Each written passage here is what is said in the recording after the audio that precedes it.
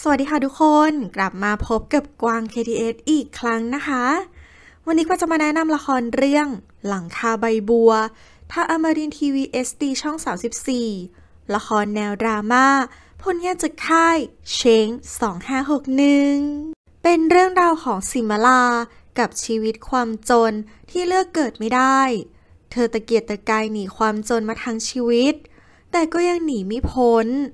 เธอต้องทนอยู่ในบ้านหลังเล็กที่มีหลังคาเท่าใบบัวถ้าฝนตกและดึงมาบังข้างหน้าก็เปียกหลังเหมือนฐานะที่ชักหน้าไม่ถึงหลังของครอบครัวของเธอที่เข้าเกณฑ์ครอบครัวเปราะบางหรือภาษาบ้านๆก็คือบ้านจนสิ่งที่สิมลาพอจะมีปัญญาทำได้ระหว่างทางสู่ความรวยคือการทำทุกทางเพื่อสร้างภาพเป็นสาวสวยเปรี้ยวที่ดูรวยซ่อนความจนและซ่อนบ้านหลังคาใบบัวเอาไว้ให้มิดชิดบ้านหลังคาใบบัวหลังนั้นเป็นบ้านไม้เก่าๆอดีตเคยเป็นโรงครัวของบ้านหรูที่อยู่ด้านหน้าและบ้านทั้งสองหลังก็ยังอยู่ภายในรั้วเดียวกันทุกครั้งที่สิมลาขับรถเข้าออกประตูด้านหน้าเธอก็จะเหมือนว่าเธออยู่ในบ้านหรูแต่ความจริงแล้วเธอต้องเดินต่อเข้าไปยังบ้านหลังเล็กซอมซ่อที่ด้านหลังบ้านหรูเป็นเพียงแค่ทางผ่านก็เท่านั้นซึ่งลูกหลานของเจ้าของบ้านหรูที่แท้จริงอยู่ที่ต่างประเทศและว่าจ้างให้ครอบครัวของสิมลาคอยดูแลและเฝ้าบ้านหรูที่ไม่ได้ใช้งานแล้วแลกกับการได้อยู่ในบ้านหลังเล็กด้านหลัง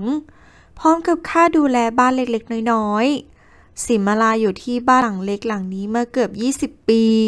และเธอจะไม่ทนอีกต่อไปเธอต้องหนีไปจากบ้านหลังคาใบบัวและมีชีวิตที่ร่ำรวยอย่างแท้จริงขึ้นมาให้ได้ที่ว่าหัวหน้าครอบครัวพ่อของสิมลาที่แม้จะไม่ได้ร่ำรวยแต่ด้วยความที่รักลูกสาวเขาก็พร้อมจะทุ่มให้กับสิมลาทุกอย่างเขาหาสิ่งที่ดีที่สุดมาให้สิมลาจนมีหนี้สินจากการกู้ยืมที่รุงรังยากที่จะปลดหนี้เวลาผ่านไปทีวาเลี้ยงดูสิมลาจนโตเป็นสาวสวยที่ได้รับการถ่ายทอดความตะเกียกตะกายทะยานอยากยังไม่มีที่สิ้นสุดมาจากพ่อและตอนนี้ก็ได้เวลาที่ทีวาจะให้ลูกสาวได้ใช้ทรัพย์เดียวที่แพงที่สุดที่ติดตัวเธอมานั่นก็คือรูปที่เป็นทรัพย์โดยใช้มันเป็นใบเบิกทางเพื่อทีบส่งสิมลาขึ้นไปสู่สังคมอีกระดับด้วยการหาสามีรวยๆสักคนมาให้ได้ทีวาให้เหตุผลกับสิมลาว่าเขาหวังดีกับสิมลาจึงคิดเช่นนั้นเขาแค่ต้องการให้ผู้ชายดีๆที่ร่ำรวยสักคนหนึ่งมารับช่วงดูแลลูกสาวสุดที่รักต่อจากเขารวมถึงช่วยใช้หนี้เก่าให้เขาด้วยทีวามีเพื่อนสนิทคือบุญเนตรชายผู้ใช้ชีวิตแบบโลดโผนโชคโชนขึ้นสุดลงสุดตั้งแต่เคยเป็นสามีคนดังเป็นเศรษฐีย่อยเป็นนักการพนันแมงดาเซลแมนรวมถึงเคยติดคุกฉะนั้นบุญเนตรจะเป็นหน่วยช่วยติวเสริมความแพรวๆลูกล่อลูกชนให้กับสิมลาแต่สิมลาจะเข้าไปในสังคมไฮโซได้ก็ต้องมีคนช่วยเบิกทางให้ซึ่งก็คือรุจาสาวใหญ่อดีตเมียทหารคนสนิทของบุญเนตรผู้ซึ่งเข้าสังคมตีซีเซเลฟและไฮโซอยู่บ่อยครั้งเมื่อทีว่าบุญเนตรและรุจาร่วมมือกันโดยการแบ่งผลประโยชน์หากสิมลาจากผู้ชายรวยๆแล้วกอบโกยจากผู้ชายผู้โชคดีคนนั้นมาได้แผนการส่งสิมลาเข้าสู่สังคมคนรวยจึงเริ่มขึ้นแล้วคืนหนึ่งรุจาได้พาสิมลาไปงานเลี้ยงวันเกิดสุดหรูของไลฟ์โค้ชไฮโซท่านหนึ่งที่ประสบความสำเร็จมาจากการเขียนหนังสือที่ว่าด้วยการหนีความจนงานคืนนั้นเต็มไปด้วยลูกศิษย์ฐานะร่ำรวยของไลฟ์โค้ชที่มาจากแวดวงธุรกิจหลากหลายวงการรุจาเลยลงทุนสมัครคอร์สราคาหลายหมื่นของไลฟ์โค้ชคนนี้เพื่อให้ได้เข้ามาหาคอนเนคชั่นจากบรรดาลูกศิษย์และวันนี้สิมลาได้มาร่วมงานในฐานะผู้ติดตามของรุจาสิมลาเปิดตัวมาในงานด้วยลุคที่สวยงามโดดเด่นจนเตะตาบรรดาหนุ่มๆฐานะดีภายในงานซึ่งเป็นเป้าหมายของภารกิจของสิมลาและรุจาในคืนนี้ และผู้ชายที่เข้าเกณฑ์ของสิมาลากับรุจา ก็คือสุรสิทธิ์หนุ่มหล่อสุภาพโลกสวยลูกชายของพันพิษเจ้าของโรงงานรองเท้ากับทัศนัยหนุ่มแบดบอยหล่อร้ายลูกชายของพุงเรียงแม่ไม้เศรษฐีนี่คนหนึ่งถึงแม้ทั้งสองจะร่ำรวยแต่สิมาลาก็ยังรู้สึกไม่คลิกเท่าไหร่สุรสิทธิ์คอยรับสายพันพิษแม่ของเขาอยู่ตลอดเวลาจนดูเป็นลูกแง่ติดแม่ฝั่งทัศนัยก็มีสาวๆในงานเข้ามาทักอยู่หลายคนจนเขาดูเหมือนเป็นผู้ชายเจ้าชู้ที่มองผู้หญิงเป็นแค่ของเล่นคนรวยสิมาลาเก็บทั้งสองคนเข้าลิสต์ไว้ก่อนแล้วค่อยพิจารณาต่อไปสิมาลาเลยตั้งใจหลับตาอธิษฐานรับพลังงานรวยไลฟ์โค้ชพูดขึ้นมาว่าเมื่อทุกคนลืมตาก็ขอให้ได้รับในสิ่งที่ใจปรารถนาและทันทีที่สิมาลาลืมตาขึ้นมาเธอก็จ้องมองคนที่ยืนตรงข้ามจนตาค้างเขาคือชายหนุ่มรูปร่างหน้าตาดีที่ทำให้หัวใจของสิมาลาเต้นแรงอย่างที่ไม่เคยเป็นมาก่อนและเขาก็กำลังสบตากับสิมาลาอยู่เช่นกันเขายิ้มอย่างมีเสน่ห์ให้กับสิมาลาไม่ทันที่ทั้งคู่จะได้เดินเข้าไปหากันรู้ใจก็เข้ามาทักสิมาลาซะก่อนทำให้เธอละสายตาจากชายคนนั้นไปพอเธอหันกลับไปอีกครั้งก็ไม่เจอชายคนนั้นเลยก่อนที่สิมาลาจะกลับบ้านเธอเดินไปเจอรถสปอร์ตสุดหรูที่มุมหนึ่งของลานจอดรถในโรงแรมที่จัดงานและเธอก็ไม่พลาดที่จะเข้าไปถ่ายรูปคู่กับรถคันนั้นเพื่อให้ดูเหมือนว่าเธอเป็นเจ้าของเพื่อสร้างคอนเทนต์สร้างภาพที่มันจะทำให้เธอดูรวยเพื่อลงอินสตาแกรมระหว่างที่เธอกำลังโพสท่าสวยเซลฟี่กับรถหรูชายหนุ่มแนะนำตัวกับสิมาลาว่าเขาชื่อวโรดมสำหรับสิมาลาวโรดมช่างสุภาพและมีเสน่ห์อย่างบอกไม่ถูกเหมือนอยู่ตรงกลางระหว่างสุรสิทธิ์กับทัศนัยวโรดมเป็นผู้ชายที่กำลังพอดีสำหรับเธอทั้งคู่มองกันไปมองกันมาอย่าแสดงออกว่ากำลังสนใจกันและกันสิมาลาไม่ทันจะเอะใจเลยว่าวโรดมมองเธอเป็นเหยื่อไม่ต่างจากที่เธอมองเขาชีวิตของวโรดมถึงแม้ว่าเขาจะมีรถและบ้านหรูแต่เขาเองก็ไม่มีความสุขและไม่ได้ร่ำรวยอย่างที่สิมาลาเห็นหลังจากที่เขาแยกกับสิมาลาแล้วกลับบ้านไปเขาต้องไปเจอกับทำนูนพ่อของเขากำลังตบตีสวาทแม่ของเขาอยู่เนื่องจากทั้งคู่ทะเลาะกันเรื่องที่ทำนูนเอาเงินไปเล่นการพนันอีกแล้ววโรดมปกป้องแม่ของเขาและทะเลาะกับพ่อเหมือนทุกครั้งและทุกครั้งที่พ่อลงไม้ลงมือกับแม่เขาก็จะบอกให้สวาทหนีไปอยู่ที่อื่นกับเขาแต่สวาทก็ยังรักสามีของเธอมากเธอเลยตัดใจ